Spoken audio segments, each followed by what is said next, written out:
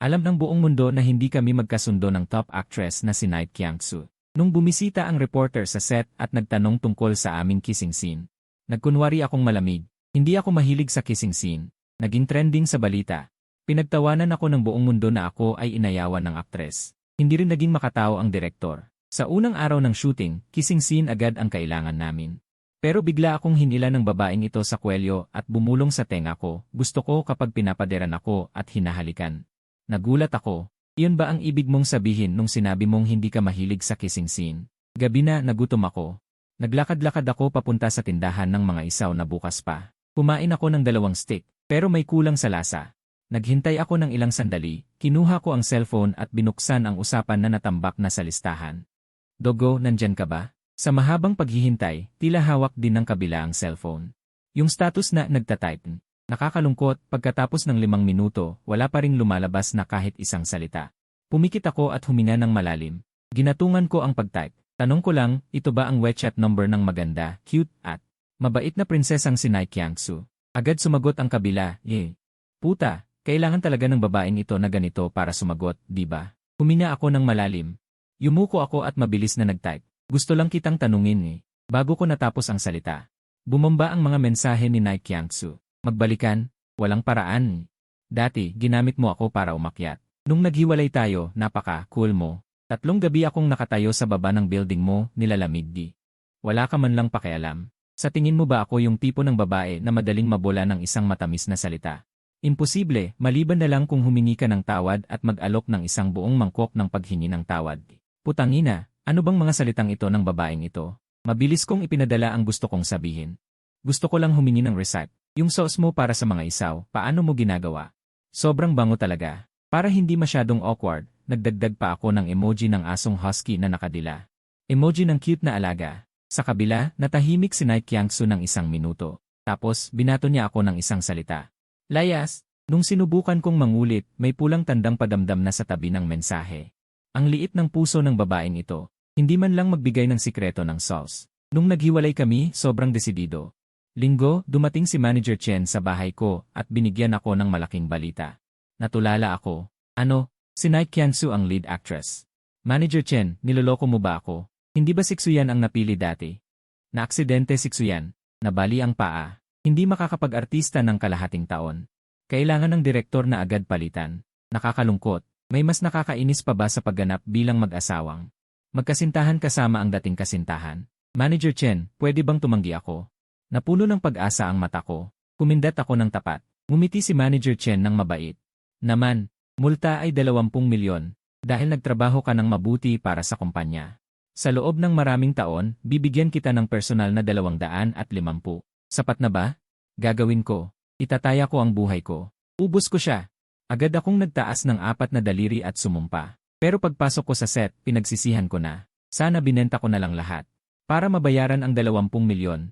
Demonyong direktor na ito. Unang araw ng shooting, kissing scene agad. May katuturan ba ito? Nagmamadali ang lahat. Hindi pa nga nagkakilala ng maayos ang mga artista. Saan manggagaling ang chemistry at pagmamahalan? Lumapit ako sa direktor para makipagtalo. Pero 2 salita lang, natapos na ako. Matinong sinabi ng direktor na gusto niya yung pagkakataon ng panahon ng Republika, yung pag-ibig na mahiyain at puno ng tadhana. Tahimik akong tumingin kay Night Kyangsu na nakatayo sa malayo, nakakrus ang mga braso. Napatingin din siya sa akin. Malamig ang tingin na dumaan sa akin, walang kahit isang segundong paghinto. Napalunok ako. Itong babaeng mukhang tigreng hindi lumalapit sa iba, may kinalaman ba sa mahiyain at puno ng tadhana? Director. Baka hindi mo alam kung gaano kabaliw ang babaeng ito sa pribado. Kinabukasan, walang gana akong nakahiga sa harap ng salamin. Habang tinatakpan ng makeup artist ang itim na bilog sa mata ko, Guru Wang, hindi nakatulog ng maayos kagabi. Alam ng makeup artist na wala akong star attitude, kaya nagkwentuhan kami habang nagtatrabaho. Uminom ako ng isang malaking tasa ng kape. Pero parang lugaw pa rin ang utak ko. Bahagya akong nagtaas ng kilay, nagtataka. Alam na ba ng buong set? Sabi nila, upang hindi mahiya ang 2 guro, ngayong araw ay inalis ang ibang tao. Kaya alam ng lahat, mahihiya. Si Night Kyangsu kung mahihiya. Mas mabilis pang lumabas ang araw sa kanluran. Kung hindi ako nakatulog, iisa lang ang dahilan. Sobra ang excitement. Ang pelikula ay nakatakda sa panahon ng Republika. Ngayong araw, ang eksena ay ang 2 bida na nagpapahayag ng pagmamahalan sa gitna ng malakas na nyebe, isang halik na sumiselyo sa pag-ibig. Hindi gaanong maraming linya. Lahat ay nakasalalay sa tinginan at sa hindi maipaliwanag na pagkaunawaan para mapanatili ang eksena. Kapaglabas ko pa lang ng dressing room, nakasalubong ko agad si Kyangsu. Nakasuot siya ng kulay morandi na velvet na fitted cheongsam at may puting fox fur na balabal sa ibabaw. Ipinapakita nito ang kanyang kaakit-akit at mapang-akit na porma. Nakatayo si Kyangsu sa dingding ng koridor. Ganito ba ang pagkakataon? Naghihintay ba siya sa akin? Tinitigan ko siya ng may pag-iingat. Hindi siya umimik. Ang kanyang magagandang daliri ay naglabas mula sa bulsa ng kanyang Amerikana. Ng ilang candy at nagtaas ng kilay sa akin. Makulay na pambalot ng candy. Iba-iba ang lasa. Kumuha ako ng isang peppermint candy. Magsasalita sana ako para magpasalamat. Pero bigla niyang binalik ang kanyang kamay at kinuha ang candy mula sa aking hawak. Ang kanyang malamig na daliri ay sumayad sa aking palad. Dahil dito, biglang may kumontra sa tibok ng aking puso. Ni hindi man lang ako tiningnan. Siya mismo ang nagbalat ng candy. At inilagay ito sa kanyang bibig.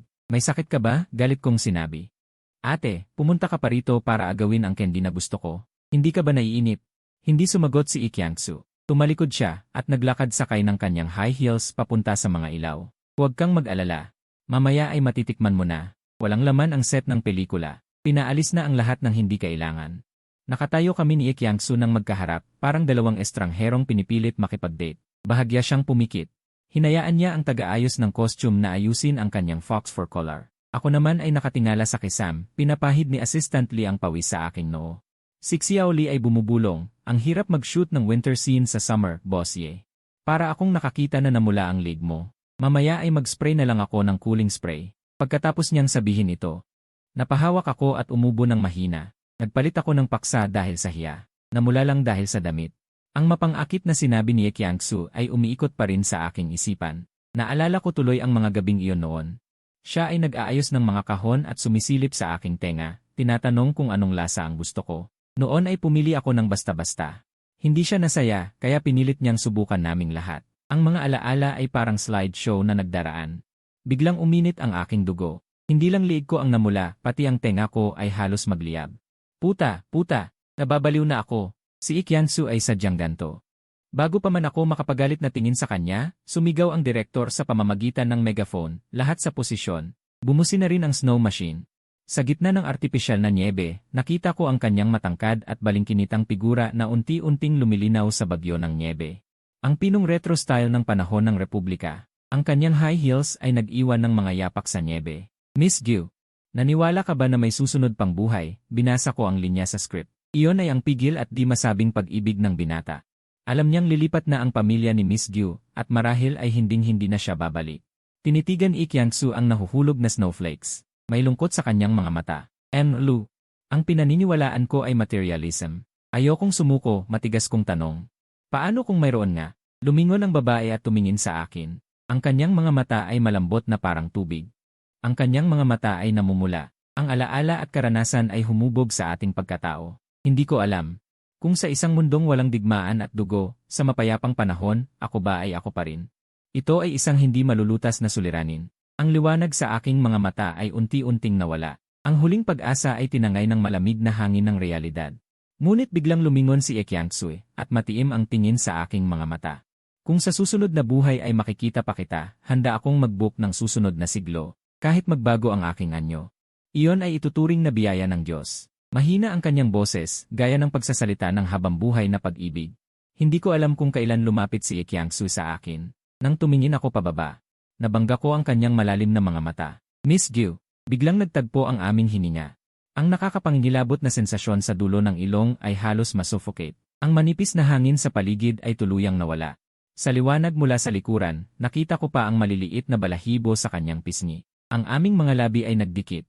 Ang malamig na lasa ng mint ay may halong tamis, pumasok sa aking bibig. Ang preskong pabango ng snow pine ni Kyangsu ay humampas sa aking pandama, malakas na sumakop. Gusto ko sanang umatras. Ngunit hinawakan niya ang kwelyo ng aking damit, mapang-api at hindi tumatanggap ng pagtanggi. Hanggang sa humina ako ng mabilis dahil sa halik. Saka lang siya nagbitiw, na parang ayaw pa niyang tapusin. May ngiti sa kanyang mga mata, ngunit hindi ko maintindihan kung bakit siya masaya.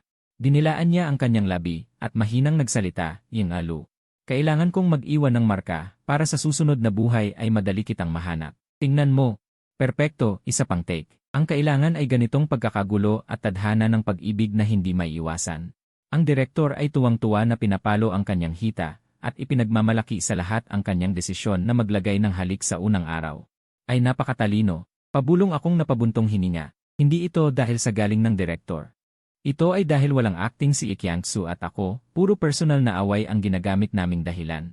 Dahil nasira ang aming relasyon, puno kami ng tinik.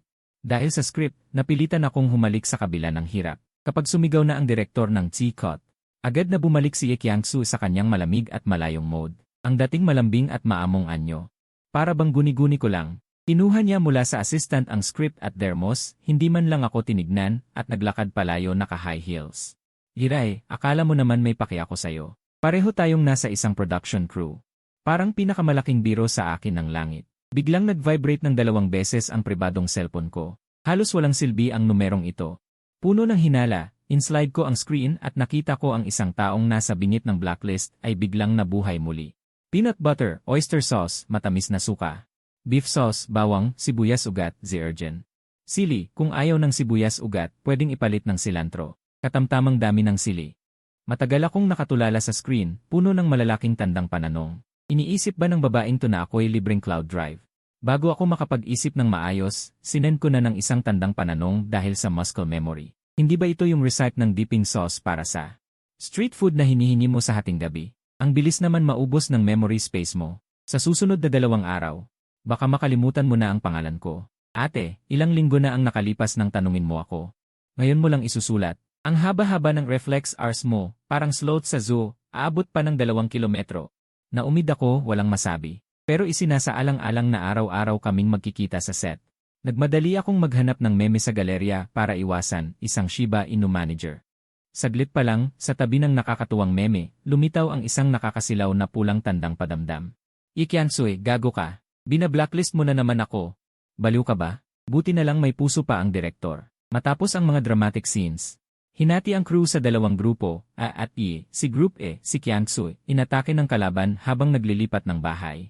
Araw-araw nagtatago at takbo. Ako na nasa Group E, umabot sa rurok ng buhay, nakadamit ayos, umiinom ng kape sa mansyon ng Republika. Nagbabasa ng dyaryo, sumasayaw kasama ang magagandang dilag sa Cheongsam. Ang sarap ng buhay. Ito ba ay isang pelikula? Para namang polar opposites. Yiji, bakit parang nakakatakot ang tingin ni Teacher Yi sa'yo? Para kang nagnakaw ng bilyong halaga ng ari-arian niya.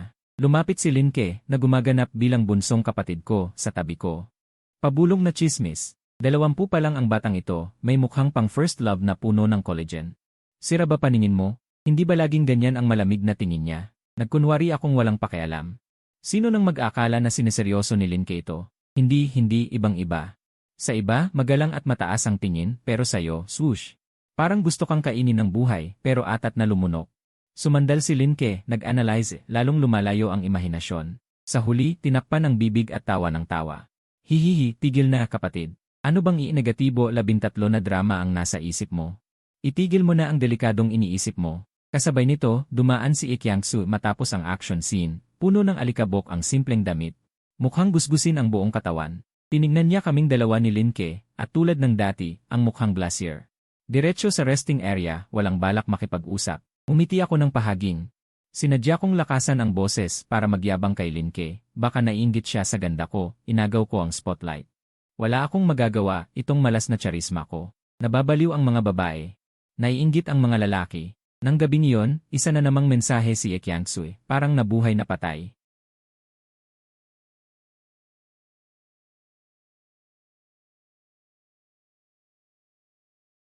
Ang liit-liit, tamad na akong mag-type, tinawagan ko na lang siya ng voice call. Idinagdag ka na sa blacklist, hindi maaring tumawag. Grabe. Si Ikyangsu, parang eksperto sa blacklist. Sikat siya sa industriya bilang mabait. Hindi nagpapaka-star, masipag at disiplinado. Kapag nagretiro na ako, gagawa ako ng dummy account para i-expose ang babaeng ito, ang baliw na tunay na ugali sa ilalim ng malamig na maskara. Noong araw, dahil lang tumingin ako sa iba at sinabing maganda ang silver gray na buhok niya, nang gabi ring iyon pumunta siya at pinableach. Ang buhok sa cold silver. Inabot ng 3 araw ang sermon ni Chengje. At isang beses, pumunta siya bilang guest sa regular kong variety show. Kinuha niya ang mahalagang clue na pinaghirapan niyang hanapin. Isiniksik lahat sa bulsa ko. Problema, ako ang trader na undercover.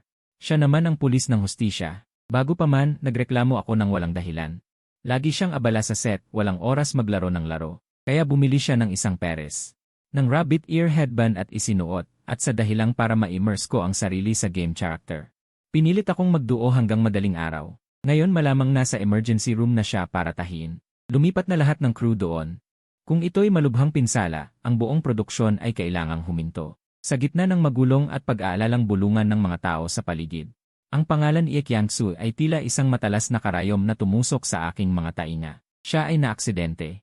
Biglang tumigil ang tibok ng aking puso ng isang saglit. Sa gitna ng rumaragasang tao, ang aking isip ay biglang naging blanko. Malamig ang aking mga kamay at paa, kahit ang paghina ay nakalimutan ko. Isang hindi may paliwanag na pagka-suffocate. Sumakal sa aking lalamunan. Ang puso ko ay tila may pinutol na bahagi. Ang pait at takot ay lumago na parang mga damo. Kuya, dapat ba tayong pumunta sa ospital? Sabi ni Linke habang pumipikit siya. Nagsusumikap siyang tumingin, iniunat ang kamay para hilahin ako. Pinigilan ko ang aking sarili ng mahigpit. Ang pagnanais na tumakbo ng 100 metro. Pilit kong pinanatili ang aking kalmado, matigas na tumanggi. Ang mga nasugatan ay natural na aalagaan ng doktor. Hindi naman tayo mga mangkukulam. Makakakita ba tayo ng 2 beses sa kanyang sugat at gagaling ito ng kusa? Simula nang makipaghiwalay ako kay Ie Kyang-soo, paulit-ulit kong sinabi sa sarili ko na ang kanyang buhay o kamatayan ay wala na sa akin. Ngunit hindi ko inaasahan na ang mga salitang ito ay gagamitin sa ganitong kaduda-dudang sitwasyon. Si Ie Kyang-soo ay tinahi ng mahigit 10 tahi sa binti. Sa ospital, tiniis niya ito ng 2 araw. Pagkatapos ay nagmadali siyang bumalik sa produksyon. Dahil sa kanyang hirap sa paggalaw, pansamantala siyang inilipat ng direktor sa Group G na puro eksenang usapan. Ngayon, maganda na. Ang arena ng banggaan, kung saan hindi maiiwasan ang magkita, ay opisyal nang nagsimula. Buti na lang, naging matalik kong kaibigan si Linke. Tuwing matapos ang eksena, hinihila ko siya para mabilis na tumakas. Palayo sa mabigat na presyon ni Ie Kyang-soo, sa ilalim ng dahilan ng pag-aaral ng script. Ganito dumaan ang mga araw hanggang isang gabi. Natanggap ko ang sunod-sunod na tawag mula sa assistant ni Ie Kyang-soo. Kuya, pasensya na sa abala sa ganitong oras. Nasa hotel room ka pa ba? Naguguluhan ako. Pero sumagot pa rin ako. Bumuntong hininga ang kabilang linya, ang tono ay puno ng pagsuyo at pagkabahala. Ganito, hindi maganda ang kalagayan ni Kyang-soo mula nang bumalik siya sa trabaho na may sugat. 2 araw na siyang may lagnat, pero tiyak na ayaw uminom ng gamot. Sinukat ko kanina. Halos 30 lay na yata ang lagnat niya. Kapag tinawagan ng ambulansya, nagagalit siya. Nakabalot siya sa kumot, nanginginig sa sofa. Kung hindi talaga ako naubusan ng paraan, hindi ako mangungulit sa ganitong oras. Maaari ba kayong tumulong? Pumunta at kumbinsihin siya. Kahit na ang gamot ay kainin na lang. Ang assistant ni Ie Kyang-soo ay isa sa ilang tao sa industriya na nakakaalam ng aming relasyon. Nang marinig ko siyang halos umiyak. Marahil ang sitwasyon ay talagang mahirap. Bumuntong hininga ako at sumuko. Ilagay mo ang gamot at maligamam na tubig sa mesa. Susubukan ko. Kung lulunukin niya o hindi, ay wala na sa akin. Ah, sige kuya. Bukas ng umaga, susunod siya. Ilagay mo sa aparador sa entrance. 2 piraso sa isang pagkakataon. Tulad ng paghawak ng assistant sa isang tagapagligtas, agad niyang ipinaliwanag ang dosis. Ito ay isang malaking G-film.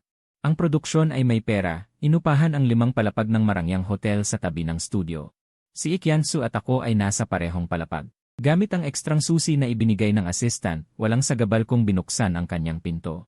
Sa labas ng malaking bintana, ang kalye ay may mga ilaw. Walang malaking ilaw sa loob ng silid, isang mainit na dilaw na ilaw lamang sa entrance ang naiwan. Kinuha ko ang gamot sa aparador at tahimik na naglakad papunta sa sala. Ang sitwasyon ay mas malala pa sa inilarawan ng assistant. Si Ie Kyang-soo, isang taong napaka-proud, ay nakakulot sa sulok ng malaking sofa. Sa init na 30 degrees. Naka-aircon, pero siya ay nakabalot sa makapal na kumot na lana. Mahigpit ang kanyang mga kilay. Natutulog na puno ng malamig na pawis. Matagal ko na siyang kilala, ito ang unang pagkakataon na nakita ko siyang ganito kahina. Ie Kyang-soo, huwag kang magpanggap na patay. Bumangon at uminom ng gamot. Masakit ang aking puso, ngunit sa sandaling magsalita ako, matigas ang aking tono. Si Ie Kyang-soo ay nagising sa aking boses. Naglulong siyang iminulat ang kanyang mga mata, walang pokus ang tingin. Ilang segundo ang lumipas bago niya ako makilala.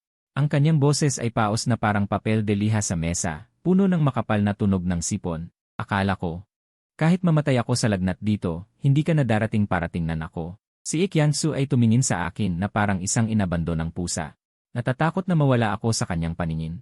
Huwag mo akong tingnan ng ganyan. Paratang mo akong isang lalaking umalis sa kanyang asawa. Tumahimik siya ng 2 segundo, pagkatapos ay nagsalita ng paos, hindi ba? Napatingin ako sa kanya, walang masabi. Umiwas ako ng tingin. Lunukin mo na ang gamot. Kung hindi, mag-order ako ng libingan mo online ngayong gabi. Si Ikyansu ay nahirapang itayo ang kanyang itaas na katawan, maayos na kinuha ang gamot mula sa aking palad, at ininom ang baso ng tubig. Nakita ko ang paggalaw ng kanyang lalamunan, nakahinga ako ng maluwag. Bumaling ako para tumakas. Mula sa likuran ko, narinig ko ang tunog ng kumot na dumulas. Si Ikyansu ay biglang umupo, ang kanyang boses ay may pag-iyak. Kuya, bakit laging napakabagsik ng puso mo? Ang aking mga binti ay tila napuno ng tingga. Ama, bakit laging napakabagsik ng puso mo? Ang aking mga binti ay tila napuno ng tingga. Natigilan ako sa kinatatayuan, nakayuko, hindi man lang magawang itaas ang aking mga mata upang harapin ang kanyang nagniningas na tingin.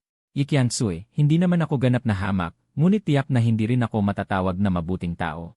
Sa pagbabalik tanaw sa aming paglalakbay mula sa pagkakakilala hanggang sa pag-ibig, ang mga detalye ay unti-unting naglaho na. Dahil simula pa lang, hindi naman ako nagkaroon ng mabuting intensyon. Sumikat siya ng maaga, sa edad na 22 ay nakamit na niya ang Best Actress Award. Siya ang hindi mapag-aalinlangan ng pinakamalaking bituin sa industriya. Noong araw ng pagsisimula ng pelikula, siya ang nasa gitna, pinaliligiran ng maraming tao na parang mga bituing nakapalibot sa buwan. Suot-suot ang isang simpleng puting shirt, napakalinis at naiiba sa makulay na mundong ito. Ako naman ay nakatayo sa pinakadulong sulok. Pinakikinggan ang mga mapang-asar na usapan ng ilang maliit na artista tungkol sa kanyang mga koneksyon at pinagmulan, pilit akong nagtataas ng aking mga paa. Sinusubukang sumilip sa dingding ng mga tao upang makita ang mukha ng dakilang artistang ito. Umakyat si Ikyansu sa hagdan, may hawak na 3 insenso. Matapos magdasal, matatag niyang inilagay ang insenso sa burner. Lumingon siya, at ang kanyang tingin ay tiyak na dumaan sa karamihan. Tumpak na nahuli ang aking sarili na nakaunat ang leeg at nakatingin. Iniling ni Ikyansu ang kanyang ulo, tila naguguluhan sa aking ginagawa. Nang ma-realize niya ito, biglang may sumilay na bahagyang ngiti sa kanyang mga labi. Sa gitna ng umuusok na insenso, ang mga Diyos ay tila nakatingin, 2 sulyap mula sa magkaibang antas ng lipunan, panandaliang nagtagpo sa maingay na karamihan. Para itong isang kakaiba at marangyang panaginip. Nang tanungin ko siya kung ano ang kanyang ngiti noon, sinabi niya na inaakala niyang ang aking pagdungaw-dungaw. Pero ako, nahuli na ay hindi nahiya, bagkus ay may kapal ng mukha na tumitig pabalik. Ngunit kung alam lamang niya ang nasa isipan ko noon, tiyak na iisipin niya na ako ay napakababa. Sapagkat sa sandaling iyon, sa pamamagitan ng kanyang malamig na tingin, tanging ang napakalawak na mga mapagkukunan, koneksyon ang aking nakita. At ang aking nag-aapoy na ambisyon, marahil ay hindi na kinaya ng Diyos na ako ay naghihirap sa ilalim ng industriya. Lalong dumami ang aming mga eksena ni Ikyansu sa set at nagdagdag pa kami sa WeChat. Minsan ay naglakas loob pa kaming lumabas sa hating gabi para kumain ng street food kahit na may panganib na mahuli ng mga paparazzi. Bagamat karamihan ng oras, siya ang sanay na mag-alok na tulungan akong magpainit ng tubig at maghugas ng kubyertos, at pagkatapos ay isang kamay na magbukas ng bote, nakangiti habang pinapanood ako na ubusin ang aming bahagi. Lahat ay ubos. Kaya, nang siya mismo ang magtapat ng kanyang pag-ibig sa akin. Ang aking utak ay nag-freeze ng 1 segundo, at pagkatapos ay sumang-ayon ako ng walang pag-aalinlangan. Puno ng pagsabog ng mga paputok ang aking isip. Siya ay mayaman, siya ay mapagbigay, siya ay maganda. Maaari pa niya akong irekomenda sa mga malalaking direktor. Lalo na ang huling dahilan para sa isang baog na artista. Iyon ay isang nakamamatay na tukso. Ngunit sa lalong madaling panahon na tuklasan ko, ang script ay hindi sumunod sa aking inaasahang direksyon. Kapag hindi ko siya nakikita, naiinis ako. Gayunpaman, ang mundo ng mga matatanda ay tungkol lamang sa interes. Nilapitan ko siya ng puno ng mga nakatagong motibo, sinamantala ko ang lahat ng biyaya, na nangangahulugang wala akong karapatan. Upang suklian ang kanyang dalisay na pag-ibig, ang tanging magagawa ko, bago ako lubusang mahulog, ay ang umalis sa tamang panahon, bago tayo pareho masugatan ng ganitong hindi malusog na relasyon.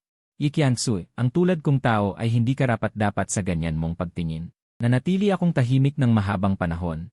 Sa wakas ay pilit kong nasabi ang mga salitang ito, nakatalikod pa rin, parang isang duwag. Ikyansu, kung karapat-dapat o hindi, ako ang magsasabi. Narinig ko ang kanyang malalim na buntong hininga, pagkatapos ay inangat ang kanyang kumot na lana, at hinaplos ang kanyang mahinang mga hakbang. Unti-unting pumunta sa likuran ko. Ang pag-ibig ay isang bagay na malabo. Mahal kita. Kaya't handa kong ibigay sa iyo ang lahat ng pinakamahusay script, koneksyon, pera, at ang totoo kong puso. Tinanggap mo ang mga ito kaya pumayag kang makasama ako, hindi ba't iyon ay maituturing na isang uri ng pag-ibig? Maingat na si Ikyangsu. Pinagmamasdan ang aking ekspresyon, ang kanyang mga mata ay puno ng pagpapatawad at lambing. Siya ay may mataas na lagnat. Kahit may kalahating hakbang na pagitan, ramdam ko ang nakakapasong init na nagmumula sa kanya. Higit pa rito, pagkatapos mong gamitin ako, pinili mong makipaghiwalay dahil sa konsensya. Hindi ba't iyon ay nagpapakita na ang iyong nararamdaman para sa akin ay hindi naman kasing sama ng iniisip mo? Mahina siyang umiti, pilit na ginagawang tiyak ang isang puno ng pagdududa na pangungusap. Ang kwentong engkanto ng isang cold best actress at isang lalaking may kalkuladong pag-isip ay lilitaw lamang sa mga mababang uri ng literatura. Wala tayong patutunguhan. Mahina akong tumutol, ngunit ang aking tiwala ay unti-unting nawawala. Alam ni Ikyangsu ang lahat, ngunit pinili niyang harapin ang hamon, kusang ibinibigay ang hawakan ng kutsilyo sa kamay ng taong makasarili. Kahit na ang kabilang panig ay maaaring sa anumang oras ay saksakin ang aking puso.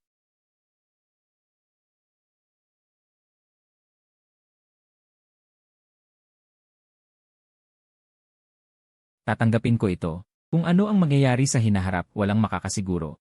Ang oras ay laging magbibigay ng sagot. Ang mga neon light sa labas ng bintana ay makulay, ngunit ang aking mga mata ay nakatitig lamang sa kanyang malalalim na mga mata at hindi na ako makaalis ng tingin. Paano ako magiging ganoon kadali? Pumayag na magkabalikan, huwag na magbiro. Ang unang pagkakataon ay dahil masyado akong padalos-dalos. Ginulo niya ang lahat. Sa pagkakataong ito, kailangan kong mag-focus ng todo-todo. Hindi na ako pinilit ni Ikyangsu. Buong puso niyang sinabing bibigyan niya ako ng oras para pag-isipan. Pero sa set, lalo pang lumala ang mga pang-istorbo niya. Habang pinag-uusapan namin ni Linke ang galawan, bigla siyang sumingit sa pagitan namin, bit-bit ang kanyang dermos. Ang folding chair ko ay nasa tabi ni Linke, pero walang sabi-sabi siya. Pinakuha niya sa assistant ang upuan ni Linke at pinalipat ng 10 metro, pinalitan ng sarili niyang leather sofa. Sa init na mahigit 30 degrees, pagbalik ni Linke sa set, nakita niya ang folding chair niya. Nakabukod sa ilalim ng araw. Napaisip siya ng malalim. Yej, naghukay na ba ako ng puntod ng pamilya ni Teacher Ye? Gusto ko sanang ipagtanggol siya, magsalita para sa kanya. Pero paglingon ko, nakita ko si Ikyangsu na may ekspresyong parang sasabog sa iyak kung kakampihan ko siya. Natakot ako kaya mabilis akong umikot. Palihim akong nag-gesture kay Linke, tinuro ko si Ikyangsu. At tinuro ang aking sentido, saka nag-wave na parang ayaw. Ibig sabihin, mali ang utak ng babaeng ito. Iwasan, huwag lumapit. Mabilis na naintindihan ni Linke. Agad siyang nagpakita ng sobrang survival instinct, kinuha ang folding chair at tumakbo palayo. Bago umalis, binigyan pa ako ng isang nakakaawang tingin na parang nagsasabing, sana'y pagpalain ka. Sa unang malamig na hangin ng taglagas. Natapos din ang pelikula. Ang mga schedule namin ni Ikyangsu ay puno ng puno. Diretso akong pumasok sa set ng historical drama para sa script reading. Lumipad naman siya sa ibang bansa para mag-record ng isang reality show. Ang abalang schedule at ang time difference na kalahating mundo ang layo, ay nagparamdam sa amin na huwag na munang banggitin ang usapan namin sa hotel noong gabing iyon. Marahil alam naming dalawa na ang distansya, at oras ang tanging sukatan ng tunay na damdamin. Yeje, malaking problema. Pumunta ka sa Weibo. Ikaw at si Ikyan Sex ay nasa trending. Nakahiga ako sa backseat ng van na nagpapahinga at sa sigaw ni Assistant Xiaoli. Bigla akong napabalikwa sa pagkakaupo. Ano nang meron? Nahuli ba tayo ng mga paparazzi? Napalunok si Xiaoli, tumingin sa akin na parang ang may nakikitang multo. Yej, hindi ba mali ang focus mo? Sa interview, hayagan kang binatikos ni Teacher Ye na hindi raw siya nasisiyahang katrabaho. Alam na ito ng buong internet ngayon. Natigilan ako. Ano nang kagaguhan ito? Ikyangsu, gusto mo nang mamatay, di ba? Pati ako, kaya mong hayagang tuyain. Inagaw ko ang tablet sa kamay ni Xiaoli. Nasa tuktok na ng entertainment list ang issue, pula na sa init. Ikyangsu at Prinsipe hindi magkasundo sa set. Pinindot ko, isang video clip. Si Ikyangsu, nakasuot ng magandang high-end na gown, mukhang nalulungkot na parang nasa libing. Tapos na ang embargo period ng pelikula. Ang mga matatalinong mamamahayag ay nagsimulang magtangka. Ang ilang segundong video ay eksaktong pinutol ang pinakakontrobersyal na tanong. Itinaas ng reporter ang mic. Narinig namin na ito ang unang pagkakataon niyong humalik sa malaking screen. Maayos ba ang proseso ng pag-shoot? Bahagyang tinapik ni Ikyangsu ang armrest ng sofa gamit ang kanyang mahahabang daliri, tila seryosong nag-isip. Huminto ng mga 2 segundo. Walang emosyon sa boses niya nang sabihin, ayokong nakatungo. Doon nagtapos ang video. Libu-libong komento na ang nasa baba. Grabe, hindi pa nga napapatapos ang pelikula. Nag-aaway na agad ang bidat-bida. Bumagsak na ang langit. Nagsisipa ako sa hashtag nila. Isang mataas na bulaklak na may kasamang batang lobo. Paano ito naging masamang wakas? Hindi ako naniniwala. Ang yabang naman ng babaeng ito. Hindi man lang marunong magsalita ng pakitang tao. Kanino siya nagmamaktol? Iniisip ba niya na siya ay isang prinsesa? Hindi, ano bang mali sa sinabi ni Kyangsu? Talagang may patibong ang tanong ng reporter. At sa mga interview niya, hindi ba't lagi naman siyang cold? Tingnan niyo ang trending number 3, may ebidensyang video. Sa 3 buwan sa set, bukod sa pagbigkas ng linya, wala silang ibang pinag-usapan. Narinig ko rin sa crew na noong nasugatan si Lee Kyang-soo, nakatayo lang si Prinsipe at nanonood. Wala man lang pakunwaring kamustahan. Napakawalang hiya ni Prinsip, hindi na nga marunong magpanggap. Karapat-dapat siyang mapahiya ni Lee Kyang-soo. Ang plastikan sa set, naging matibay na ebidensya ng drama. Nakatingin ako sa screen, gusto ko nang umiyak. Kasi, sa mga timeline na nahukay ng netizens, totoong nagtatampuhan kami. Bago pa man makapasok ang van sa parking ng subdivision, sunod-sunod na tawag ang dumating mula sa manager kong si Chen. Pinagbilinan akong huwag magsalita sa Weibo. Hintayin ang joint statement na pag-uusapan nila ng team ni Kyangsu. Walang gana akong lumipat sa WeChat. Walang laman ang unang chat. May kakaibang kalungkutan ang dumating sa puso ko. Kyangsu, patay ka na. Pag-uwi ko, pagod kong itinapon ang cellphone sa sofa. Mataas ang privacy ng apartment ko. Ang malaking bintana ay naghihiwalay sa ingay ng lungsod. Pumasok ang malamig na liwanag ng buwan sa sala, pinapilak ang coffee table. Biglang, isang anino ang dumaan sa sulok ng paningin ko. Pusa akong nagtayo ng panlaban na tindig at umatras, ngunit bumangga ako sa isang malambot na katawan. Kasabay nito, may mga pino at manipis na brasong pumulupot sa aking baywang. Kyangsu, bakit ka pumunta sa bahay ko sa kalagitnaan ng gabi? Nang makita ko ang mukha, bumaba ang aking kaba. Pagkatapos ay binigyan ko siya ng isang malaking puting mata. Ate, mukhang marami kang pinapanood na action movie kamakailan. Ang pagpasok sa bahay ng iba nang walang pahintulot ay maaaring makulong. Sino ang nagsabi sa iyo na huwag baguhin ang password ng pinto? Mahirap para sa akin na hindi pumasok. Binitiwan ni Kyangsu ang kanyang mga kamay. Tamad niyang iniling ang kanyang balikat. Tae, nagbago na ako. Mula sa huling 6 na digit ng AE card ay ginawa mong unang 6 na digit. Dapat ba kitang purihin bilang isang henyo sa cryptography? Pilit niyang pinigilan ang tawa at itinaas ang kalahati ng kanyang kilay. Sa mahinang liwanag, bahagyang nanginginig ang kanyang pilikmata, parang hindi siya naapektuhan ng malakas na bagyo sa internet. Inalis ko ang aking biro at seryosong nagtanong, ganito kalaki ang iyong ginagawa. Ano ba talaga ang gusto mong gawin? Inalis din Kyangsu ang kanyang ngiti at seryosong tumingin sa akin. Dahil sa tingin ng buong mundo na hindi kami bagay, ngayong gabi ay personal kong susuriin. Umilin lang ang aking noo. Buong mundo, ang galing mong magtapo ng sisi, parang hindi ikaw ang nagsabi ng mga kalokohan sa interview. Hindi ikaw. Tamad akong makipagtalo sa kanya, diretsong gumawa ng kilos na, please. Ang entablado ay sayo, simulan mo ang iyong palabas. Si Kyangsu ay naging host. Agad niyang hinawak ang aking pulso at hinila ako patungo sa dulo ng koridor. Ang gabi ay talagang pinakamagandang filter.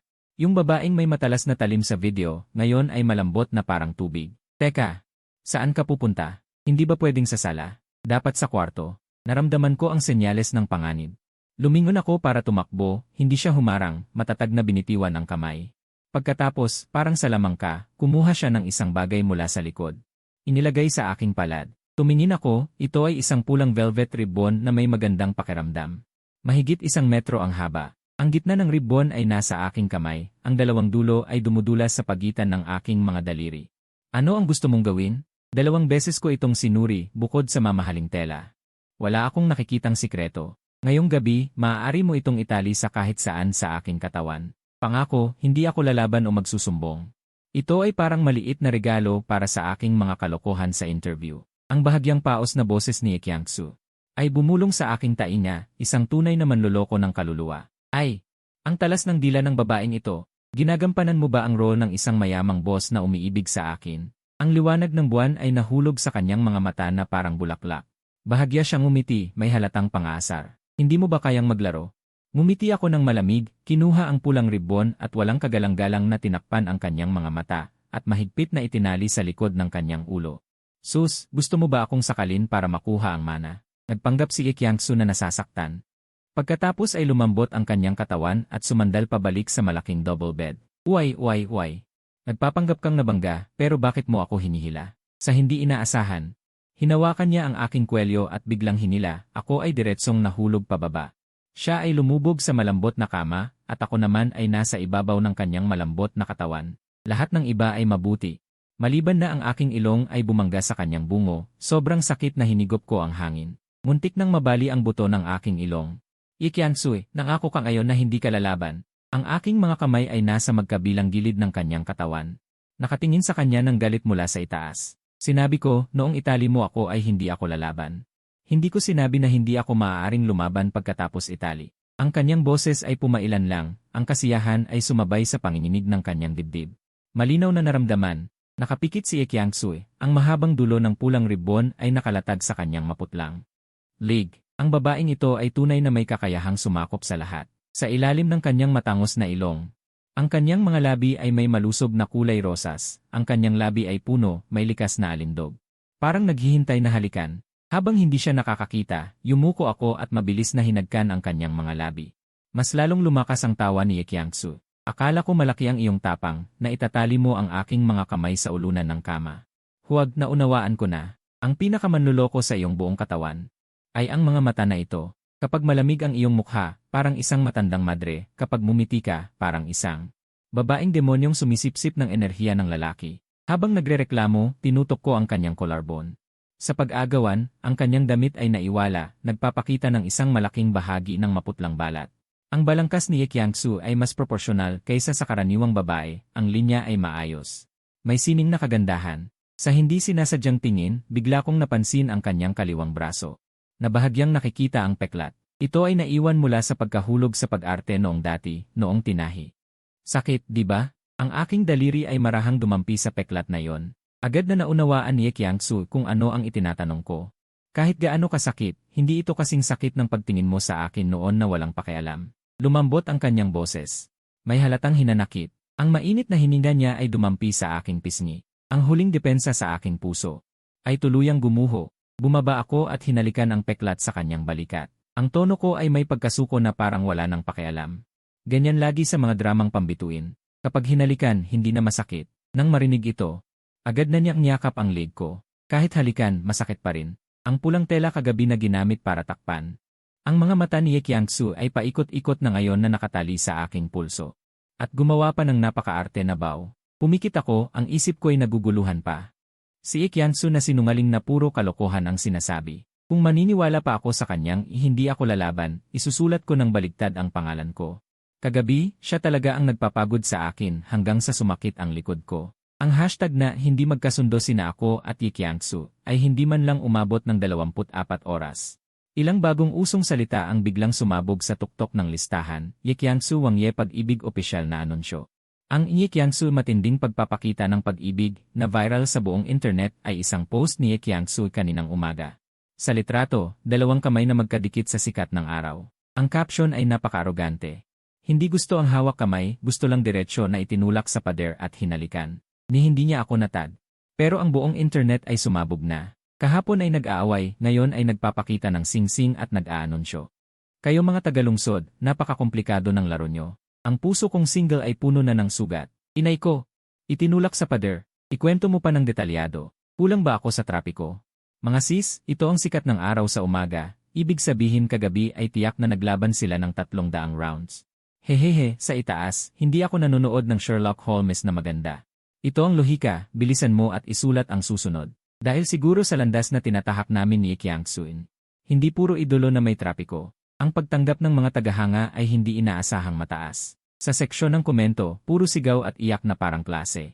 Masaya si Ekiangsu at nagsimulang sumagot sa mga netizens. Ang netizen na masayang kabayo ay mahinang nagtanong, gusto ko lang itanong yung pagmumukhang itim sa panayam at ang staff na nag-leak tungkol sa taong nasaktan sa set, ano ba talaga ang nangyari? Sumagot si Ekiangsu, maliit na laro ng magkasintahan. Mga single, huwag kayong makialam. Netizen na nagpakasal na ba ang akademikong C ngayon? Sumigaw, Diyos ko.